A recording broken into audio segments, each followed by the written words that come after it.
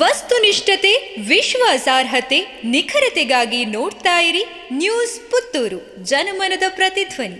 ಶುಭ ಮುಂಜಾನೆ. ನಾನು ಶ್ರೀಮಾ. ಇಂದಿನ ಮುಖ್ಯಾಂಶಗಳು: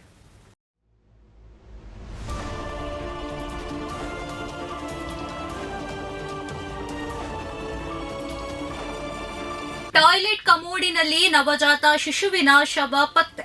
ಜಿಲ್ಲೆಯ ಹಾರೋಹಳ್ಳಿ ಸಮೀಪದ ದಯಾನಂದ ಆಸ್ಪತ್ರೆಯ ಶೌಚಾಲಯದ ಗುಂಡಿಯಲ್ಲಿ ನವಜಾತ ಶಿಶು ಶವ ಪತ್ತೆಯಾಗಿರುವ ಅಮಾನವೀಯ ಘಟನೆಯೊಂದು ನಡೆದಿದೆ. ಆಸ್ಪತ್ರೆಯ ರೇಡಿಯಾಲಜಿ ಡಿಪಾರ್ಟ್ಮೆಂಟ್ ಬ್ಲಾಕ್ನ ಶೌಚಗುಂಡಿಯಲ್ಲಿ ಮಗು ಶವ ಪತ್ತೆಯಾಗಿದೆ. ಆಗ ತಾನೇ ಜನಿಸಿದ ಮಗುವನ್ನ ಟಾಯ್ಲೆಟ್ ಕಮೋಡಿನಲ್ಲಿ ಹಾಕಿ ಫ್ಲಶ್ ಮಾಡಲಾಗಿದೆ. ಬಳಿಕ ಶೌಚಾಲಯದಲ್ಲಿ ನೀರು ಹೋಗದೆ ಬ್ಲಾಕ್ ಆದಾಗ ಹೌಸ್ ಕೀಪಿಂಗ್ ಸಿಬ್ಬಂದಿ ಪರಿಶೀಲನೆ ನಡೆಸಿದ್ದಾರೆ. ಈ ವೇಳೆ ಶೌಚಗುಂಡಿಯಲ್ಲಿ ಮಗು ಶವ ಪತ್ತೆಯಾಗಿದೆ. ಮಗುವಾಗಿದ್ದನ್ನ ಮರೆಮಾಚಲು ಯಾರೋ ಈ ಕೃತ್ಯವೆಸಗಿರುವ ಶಂಕೆ ವ್ಯಕ್ತವಾಗಿದೆ.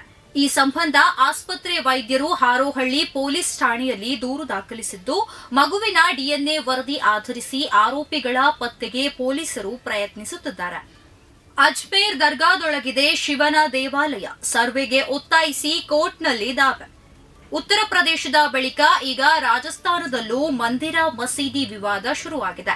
ರಾಜಸ್ಥಾನದ ಅಜ್ಮೇರ್ನಲ್ಲಿರುವ ಪ್ರಸಿದ್ಧ ದರ್ಗಾ ಹಿಂದೆ ಶಿವನ ದೇವಾಲಯವಾಗಿತ್ತು ಎಂಬ ವಿಚಾರ ಕೋರ್ಟ್ ಮೆಟ್ಟಲೇರಿದ್ದು, ನ್ಯಾಯಾಲಯ ಈ ಅರ್ಜಿಯನ್ನ ವಿಚಾರಣೆಗೆ ಪರಿಗಣಿಸಿದೆ. ಅಜ್ಮೇರ್ನ ಸೂಫಿ ಸಂತ ಮೊಹಿನುದ್ದೀನ್ ಚಿಸ್ತಿಯ ದರ್ಗಾದೊಳಗೆ ಶಿವನ ದೇಗುಲ ಇದೆ. ಇದನ್ನ ಹಿಂದೂಗಳಿಗೆ ಬಿಟ್ಟುಕೊಡಬೇಕೆಂದು ಹಿಂದೂ ಸೇನೆಯ ಮುಖ್ಯಸ್ಥ ವಿಷ್ಣು ಗುಪ್ತಾ ಎಂಬವರು ದಾವೆ ಹೂಡಿದ್ದಾರೆ. ಐಡಿ ದಾಳಿಯ ಬೆದರಿಕೆಯೊಡ್ಡಿ ಹೆಂಡತಿ ಹೆಸರಿಗೆ ಐಪಿಎಲ್ ಷೇರು ಅಕ್ರಮವಾಗಿ ವರ್ಗಾಯಿಸಿಕೊಂಡಿದ್ದ ಶಶಿ ತರೂರ್ ಐಪಿಎಲ್ ಫ್ರಾಂಚೈಸಿಯ ಬಹಳ ವರ್ಷಗಳ ಬಳಿಕ ಬಹಿರಂಗವಾದ ವಿಚಾರವೊಂದು ಈಗ ಬಿಜೆಪಿ ಮತ್ತು ಕಾಂಗ್ರೆಸ್ ನಡುವಿನ ವಾಕ್ಸಮರಕ್ಕೆ ಕಾರಣವಾಗಿದೆ. ಇಂಡಿಯನ್ ಪ್ರೀಮಿಯರ್ ಲೀಗ್ನ ಮಾಜಿ ಅಧ್ಯಕ್ಷ ಪರಾರಿಯಾಗಿ ವಿದೇಶದಲ್ಲಿರುವ ಲಲಿತ್ ಮೋದಿ ಕಾಂಗ್ರೆಸ್ ಸಂಸದ ಶಶಿ ತರೂರ್ ಅವರ ಪತ್ನಿ ದಿವಂಗತ ಸುನಂದಾ ಪುಷ್ಕರ್ ಐಪಿಎಲ್ ಫ್ರಾಂಚೈಸಿ ಕೊಚ್ಚಿ ಟಸ್ಕರ್ಸ್ ಕೇರಳದಲ್ಲಿ ಶೇಕಡಾ 25% ಷೇರುಗಳನ್ನು ಅಕ್ರಮವಾಗಿ ಪಡೆದುಕೊಂಡಿದ್ದರು. ಈ ಬಗ್ಗೆ ಪ್ರಶ್ನಿಸಿದ್ದಕ್ಕಾಗಿ ಇಡಿ ಕಡೆಯಿಂದ ದಾಳಿ ಮಾಡಿಸುವುದಾಗಿ ಶಶಿ ತರೂರ್ ಬೆದರಿಕೆಯೊಡ್ಡಿದ್ದರು ಎಂದು ಲಲಿತ್ ಮೋದಿ ತಿಳಿಸಿದ್ದಾರೆ. ಸಾರ್ವಜನಿಕರಿಗೆ ಹಾದು ಹೋಗಲು ಭೂಗತ ಕಾಲುದಾರಿ ಬಗ್ಗೆ ಸಂಜೀವ ಮಠದೂರ್ ನೇತೃತ್ವದಲ್ಲಿ ಇಂಜಿನಿಯರಿಗೆ ಮನವಿ ಸಲ್ಲಿಕೆ.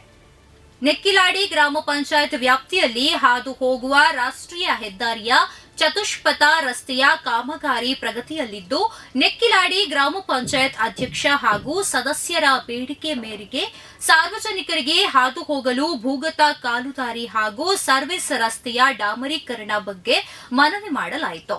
ರಾಷ್ಟ್ರೀಯ ಹೆದ್ದಾರಿ ಪ್ರಾಧಿಕಾರ ಹಾಗೂ ಕೆಎನ್ಆರ್ ಕನ್ಸ್ಟ್ರಕ್ಷನ್ಸ್ ಇಂಜಿನಿಯರ್ಗಳಲ್ಲಿ ಮಾಜಿ ಶಾಸಕ ಸಂಜೀವ ಮಠಂದೂರ್ ಮೂಲಕ ಮನವಿ ನೀಡಲಾಯಿತು. ಪ್ರತಿದಿನದ ಸುದ್ದಿಗಳಿಗಾಗಿ ನೋಡ್ತಾ ಇರಿ ನ್ಯೂಸ್ ಪುತ್ತೂರು, ಜನಮನದ ಪ್ರತಿಧ್ವನಿ. ಧನ್ಯವಾದಗಳು. ವಸ್ತುನಿಷ್ಠತೆ, ವಿಶ್ವಾಸಾರ್ಹತೆ, ನಿಖರತೆಗಾಗಿ ನೋಡ್ತಾ ಇರಿ ನ್ಯೂಸ್ ಪುತ್ತೂರು, ಜನಮನದ ಪ್ರತಿಧ್ವನಿ.